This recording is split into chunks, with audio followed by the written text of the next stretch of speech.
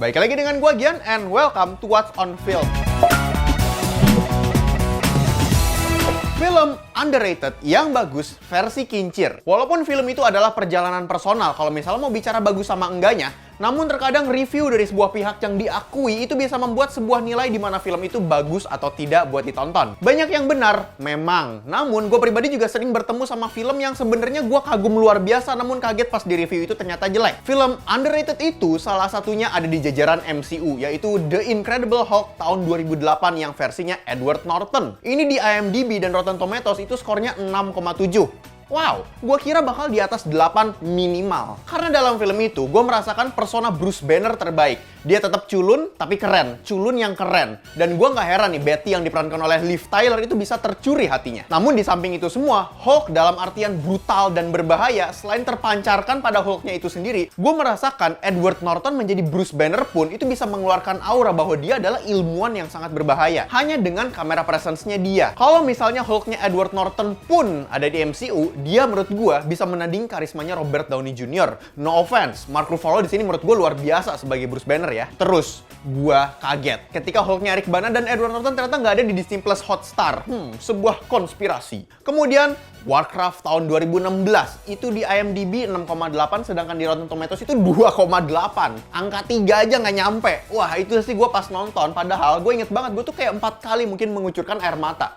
Development karakter orc-nya tuh bagus banget. World building yang memang menyingkatkan timeline di game ke dalam film yang menurut gue tuh ringan banget untuk dimengerti universe-nya sama audiens baru.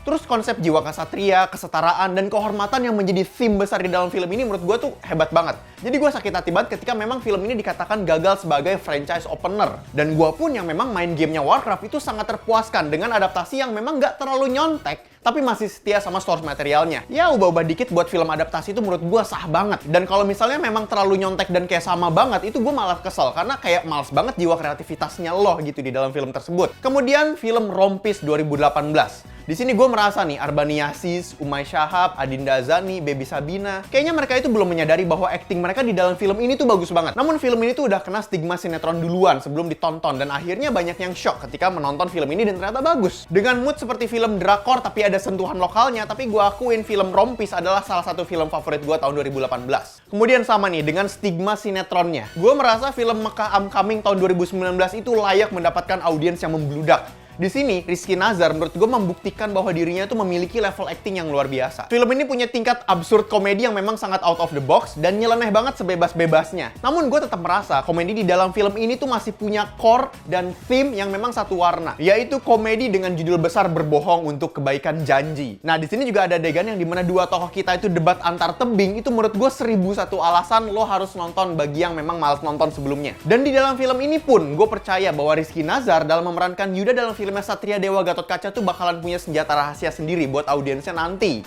Bicara soal Gatot Kaca, di Mobile Legends juga ada Gatot Kaca dan itu keren banget ketika dia ada di Piala Menpora Esports 2020 Axis. Dan lo bisa nonton itu semua di YouTube channelnya ESPL_ID. Dan kalau misalnya pengen tahu regulasinya gimana, siapa yang tanding selanjutnya, lu bisa cek ke official website-nya di pialamenporaesports.espl.id, lu langsung aja cek. Dan kalau misalnya kalian suka dengan seputar film dan game, lu bisa cek ke website kita kincir.com karena di situ ada pembahasan soal film dan game, lu bisa langsung aja ke dalam websitenya. Oke, cukup sekian untuk What's On Film kali ini, sampai jumpa di What's On berikutnya.